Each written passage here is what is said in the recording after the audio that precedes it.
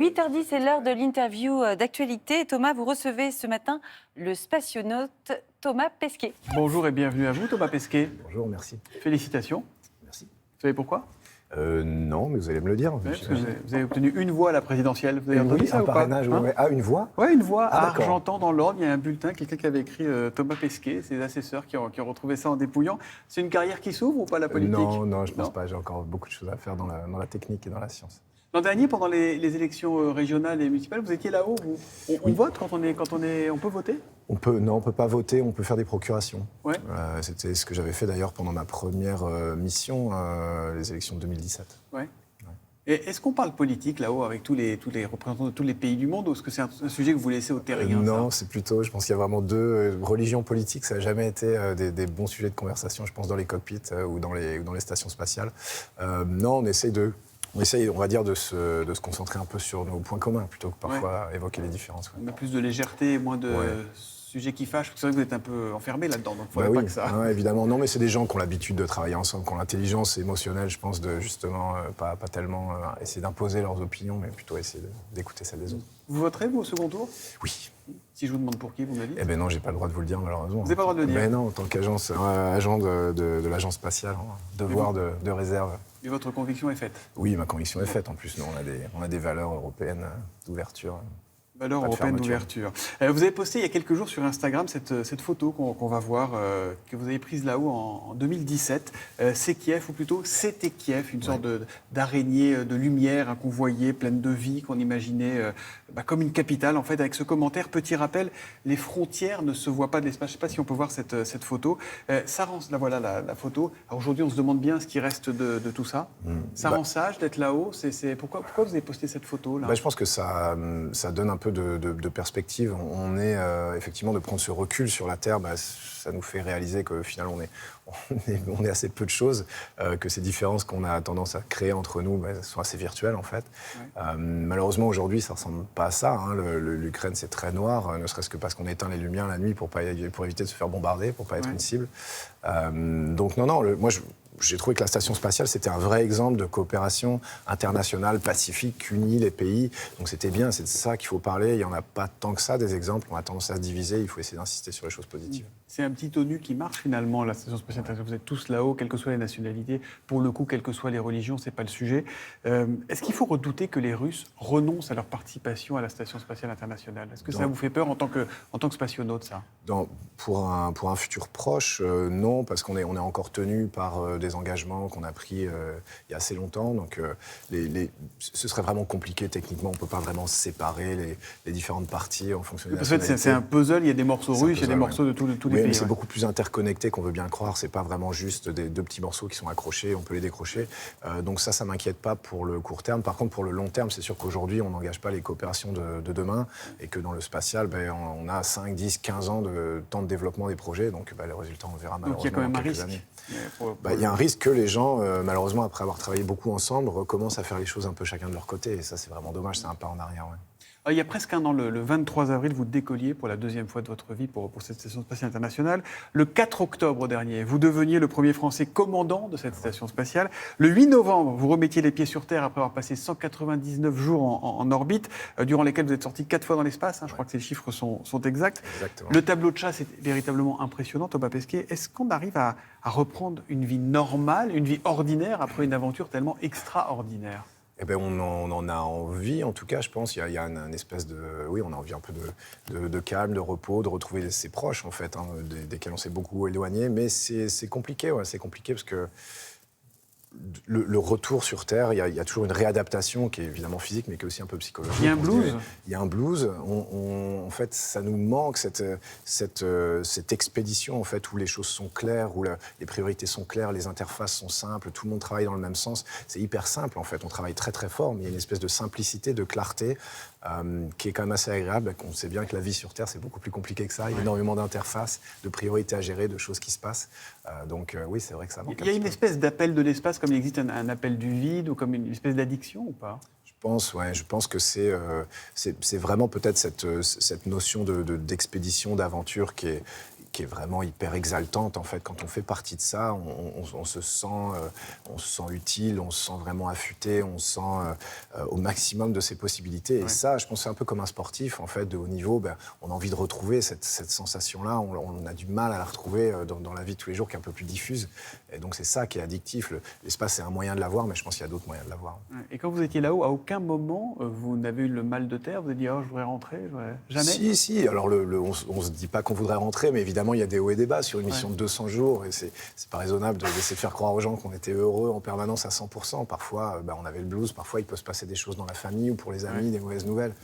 C'est pas tous les jours facile, mais globalement, je pense que l'intérêt de cette dynamique d'équipage, c'est qu'on se recrée une petite famille là-haut, on se recrée un petit cercle, on est tous très très proches, on s'entraide un peu les uns les autres. Et ces liens, ils survivent au retour sur Terre? Oui, alors de toute façon, après 200 jours... Parce qu'en colo de vacances, en général, on se dit qu'on va s'écrire, et puis au bout de 6 mois, on ne s'écrit pas. Mais ça, c'était avant. Maintenant, il y a Internet, quand même, j'imagine. Mais non, on revient de la station spatiale, je pense, soit on se déteste, soit on est amis pour la vie, parce que cette promiscuité pendant 200 jours, et le fait que les gens soient plutôt bien sélectionnés fait que 99% du temps, on revient amis pour la vie. En quoi ça vous a changé, fondamentalement, si ça vous a changé? Oui, je pense que ça m'a changé, ça m'a donné une grande, alors un peu égoïstement, un peu une grande confiance en moi, parce que c'est quand même énormément de défis, énormément de challenges, et on ne sait jamais tellement si on va être à la hauteur jusqu'à ce qu'on le fasse. Et aujourd'hui, je me dis, je me le dis pas consciemment, mais quelque part, si j'étais capable de faire ça, évidemment, avec beaucoup d'aide, je le fais pas tout seul, il y a des équipes, mais je me dis, il n'y a pas grand-chose qui me fait peur maintenant. Je pense qu'aussi, il y a une petite... moi, je trouve que ça me donne une petite confiance en l'être humain, parce que c'est... Oui, ça fait du bien, parce qu'on en manque un peu de confiance en l'être humain. Mais c'est quand même une merveille de technologie, une complexité incroyable qu'on est arrivé à réaliser en coopération avec des gens qui ne sont jamais vus partout dans le monde, des Japonais, des Européens, des Allemands, des Français, des Canadiens, des Américains, des Russes, pour des raisons de coopération, de recherche scientifique, d'exploration, qui sont complètement pacifiques, pas du tout nationalistes. Donc si on est capable de faire ça, je me dis qu'on est capable de faire beaucoup de choses quand même. Thomas Pesquet, est-ce que vous irez sur la Lune un jour? Je l'espère très fort. Quand on commence cette année la fusée nécessaire à y aller, qui est beaucoup plus grande, à peu près 2 fois plus grande que celle que moi j'ai empruntée pour aller dans la station spatiale. Il faut plus d'énergie. Premier vol cette année. Dans 2 ans, premier vol avec un équipage autour de la Lune, si tout va bien. Et ensuite, au rythme d'un vol par an, on devrait, avant 2030, avoir les premiers hommes et femmes sur la Lune. Vous êtes sur la liste des voyageurs? Alors, il n'y a pas vraiment de liste de voyageurs pour l'instant, mais c'est sûr que je vais poser ma candidature. On sera nombreux, mais ce qui est important, c'est que l'Agence spatiale européenne et par là la France font partie de l'aventure. Et donc, a priori, en tant qu'Européens, Français, on aura voix au chapitre. On met combien de temps? Parce que l'ISS, c'est 400 km à peu près. C'est ça. Et la Lune, c'est 300 000, non? C'est 384 000, donc 400 000 à peu près, 1000 fois plus loin. Donc on met... alors c'est pour ça qu'il nous faut plus d'énergie, une plus grosse fusée, mais on met entre 3 et 5 jours pour arriver à la Lune. 3 et 5 jours. Vous avez 44 ans. Dans la vie, c'est jeune. Pour un tennisman, c'est vieux. Oui. Et pour un astronaute, alors, c'est quoi? Pour un astronaute, c'est plutôt jeune, en fait, parce que on est recruté entre 30 et 40 ans. Il faut avoir fait un peu ses preuves dans une carrière avant, voire 2. Parfois, il y a des gens qui ont déjà fait pas mal de choses. On s'entraîne beaucoup, entre 5 et 10 ans avant la première mission. Moi, c'était 7 ans, c'était à peu près dans la moyenne. Donc, on est déjà aux alentours de 40. La première mission, c'est 40, voire 45. La deuxième, 50. Donc, c'est des carrières un peu spéciales, mais je suis plutôt encore dans les jeunes. Je suis le plus jeune encore à l'Agence spatiale européenne. Ça ne va pas durer longtemps, parce qu'on est en train de recruter une nouvelle promotion. Justement, question de mon fils. Papa, comment on devient astronaute? Voilà, très bonne question. Comment on fait? Alors, il faut... déjà, l'étape finale, c'est s'inscrire à la sélection. On en a une en ce moment. J'ai regardé 22 500 candidats, c'est ça? Oui, pour 4 places. Oui, ça va être un petit peu... chaud quand même. Ça va être un peu difficile, ouais. Ça se joue sur quoi, alors? Sur plein de choses, en fait. En fait, il y a beaucoup d'épreuves qui, individuellement, ne sont pas insurmontables, mais c'est vraiment... Il ne faut pas avoir de trou dans sa raquette, en fait. Médicalement, psychologiquement, physiquement, sur sa carrière, etc. Il faut parler toutes les langues du monde pour être là-haut? C'est bien, ouais. C'est bien d'en parler, surtout chez nous, à l'Agence spatiale européenne. Ça parle plusieurs langues en général. Vous avez dû apprendre le russe, c'est ça? Ouais, ça fait partie de la formation. Retourner à l'école initiale. Ça a peut-être été le plus drôle, d'ailleurs, d'apprendre le russe. C'est vrai? Ouais, et c'est éliminatoire? C'est-à-dire si vous n'aviez pas réussi à parler russe? Il y a un niveau minimum à atteindre, ouais. Et en plus, ça dépend de la position qu'on va occuper. Moi, j'étais un peu copilote dans le Soyouz. Il y a 3 places avec des niveaux de responsabilité associés. En fonction du niveau de responsabilité, il y a des exigences qui sont différentes. Encore une question. Vous êtes le recordman du monde, je crois, de nombre d'heures de sortie dans l'espace? D'Europe, oui. Enfin, on va dire... Si on accepte les Américains et les Russes, qui sont évidemment les Bref, vous y avez passé près de 40 heures quand même. dehors, ouais. Qu'est-ce qu'on ressent? Est-ce que parfois vous faites des cauchemars, comme le film Gravity? Qu'est-ce qu'on ressent? Ça m'est arrivé en rentrant juste après ma sortie, quand je m'étais endormi, d'avoir cette sensation de flotter, parce que c'est super désagréable de flotter, hein, comme une chute au ralenti. Ouais. Donc c'est vraiment la chute, si vous imaginez, dans le rêve, je ne sais pas s'il y a des gens qui rêvent qui tombent, eh ben c'est la même chose, mais au ralenti, donc ça dure extrêmement longtemps, c'est très désagréable. On met une longe, on apprend à son cerveau qu'on ne va pas tomber, mais il faut vraiment se faire un peu violence au début. Et puis ensuite, ça va bien, parce que ça dure 7 heures, donc on passe pas 7 heures à avoir peur, mais quand même la vue est assez impressionnante. Ouais. Parfois, quand on est accroché par les pieds au-dessus du vide, il faut quand même avoir confiance. il y a un petit câble qui vous retient, c'est ça? Ouais. Ouais, c'est quand même pas beaucoup. Certains disent Pesquet, il est très sympa, mais c'est un peu monsieur parfait. Est-ce que vous pourriez nous donner un seul de vos défauts pour qu'on se sente un peu mieux, nous? Mais j'en ai plein, en fait. C'est ça qui est dingue. Allez-y.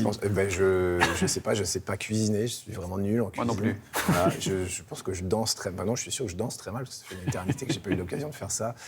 Voilà, il y a plein de choses comme ça. Parfois, je perds ma patience. Parfois, je gère pas bien les conflits, comme tout le monde, en fait. Et on arrive à avoir une vie perso quand on regarde ce qui se passe là-haut tout le temps, là, C'est difficile, parce que ça a tendance à consumer, évidemment, ma vie professionnelle, mais il y a plus tellement de frontières, en fait, avec ma vie personnelle.